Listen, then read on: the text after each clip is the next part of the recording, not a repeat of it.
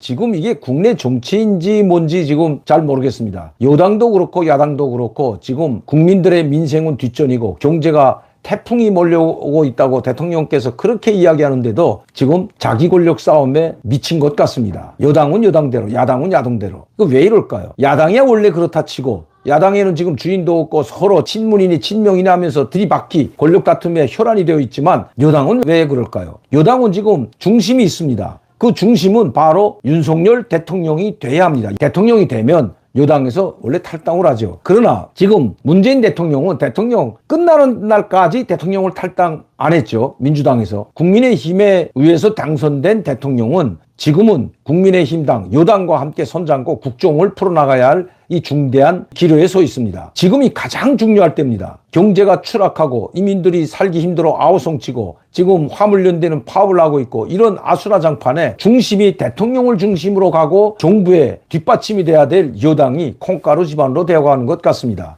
중심이 없는 야당은 그렇다 치고 중심이 있다고 하는 국민의힘은 왜 그럴까요? 국민의힘 중심이 된, 즉 여당 지도부라고 할 수 있는 여당 대표가 재구실을 제대로 하지 못해서 그렇습니다. 지방선거 그리고 대통령 선거와 지방선거가 끝나자마자 우크라이나는 왜 갔을까요? 그것도 정부와 협의도 없이 만류했는데도 불구하고 갔다고 합니다. 자, 여당 대표가 가는데 대통령이 친서 한 장 그리고 젤렌스키 대통령에게 보내는 인사 한마디 없이 갔다는 것은 이건 이준석 당대표가 1000번 만번 잘못했다고 해도 과언이 아니라는 것입니다.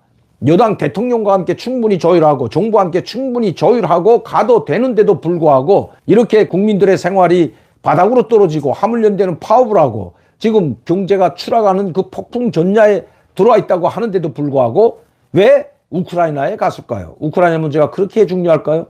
물론 우크라이나는 우리가 도와줘야죠. 문재인 정부 때 전혀 얼마 도와주지 않았기 때문에 윤석열 정부 시대에는 우크라이나를 도와주겠다는 이야기를 하고 있습니다. 자, 그럼 우크라이나를 우리가 도와주면 됩니다. 국제사회 범위 내에서 또 우리가 관례에 따라 러시아의 눈치를 보자는 것이 아니라 이 국제 환경이 지금 첨예하게 대립한 상황에서 상당히 우리는 조심스럽게 행동해야 됩니다. 특히 러시아는 우리와의 무역 관계이고 또 이 북한의 핵 문제를 푸는 데 있어서 푸틴 대통령의 협조가 적극적입니다. 중국은 그렇다 치더라. 중국은 완전히 북한과 혈맹이지만 푸틴, 러시아는 그래도 우리 한국의 우호적이었던 국가입니다. 이러한 모든 제반, 외교적 제반 사실들을 충분히 고려하고 가야 되는데 자기 정치를 했다고 하는 일부 여당 국회의원들의 말이 저는 일리가 있다고 생각합니다. 이준석 당대표가 당대표로 되면 순간에 이미 콩가루 집안을 이야기해 놓았다고 해도 과언이 아니라는 것입니다. 왜냐하면 제가 여러 차례 말씀드렸지만 그래도 젊은 사람이 들어와서 좀 진취적이고 선취적으로 당을 운영할 줄 알았는데 오히려 구태연하고 수구 꼴통보다 더한 행동을 보여줬습니다. 국민들이 실망을 많이 했죠. 윤석열 대통령 후보와 사사건건 뒷다리 잡아당기고 오히려 윤석열 대통령이 마치도 선거에서 패배하기를 바라는 것처럼 행동한 것이 바로 이준석입니다.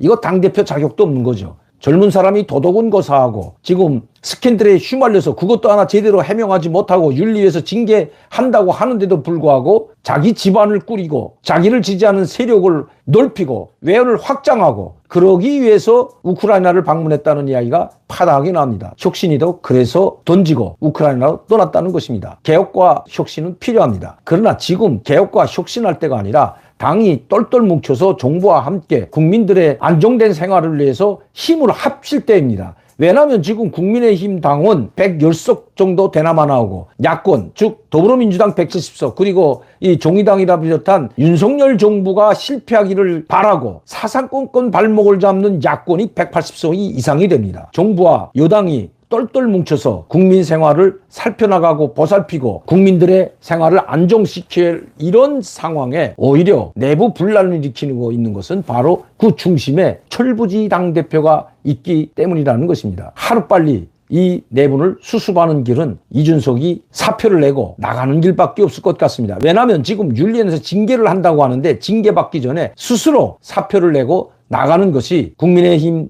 당원들과 국민의힘 당을 지지하는 국민들에게 도리가 될 것이기 때문입니다. 지금 많은 SNS나 유튜브 그리고 언론 매체들에서는 둘째도 첫째도 당 대표인 이준석이 잘못했다는 이야기가 파다하게 나오고 있습니다. 정권 교체에 큰 공을 주역을 했고 많은 표를 몰아줬던 대구 경북은 둘째치고 광주에 먼저 내려가서 허리굽신거린 이준석 당대표. 물론 광주 도민들 상당히 저도 존경하고 친구들도 많이 있습니다. 그런데 선거가 끝나자마자 거기 가서 이 도로에 서서 프랑카트를 들고 고리 인사를 했다는 것은 물론 그것을 비판하자는 것이 아니라 바로 이 당대표를 누가 시켜줬는지 보여주는 한 사례라고 저는 생각합니다. 국민의힘을 지지하지 않는 일부 더불어민주당과 좌파 종북 친북 종북 좌파들이 이준석 대표를 지지했다는 것은 이미 잘 알려진 사실입니다. 그러한 사실들이 상당히 많이 나와 있죠. 그렇기 때문에 이준석은 아마 지방선거가 끝나자마자 광주로 달려내려간 것 같습니다. 자기 지지 기반,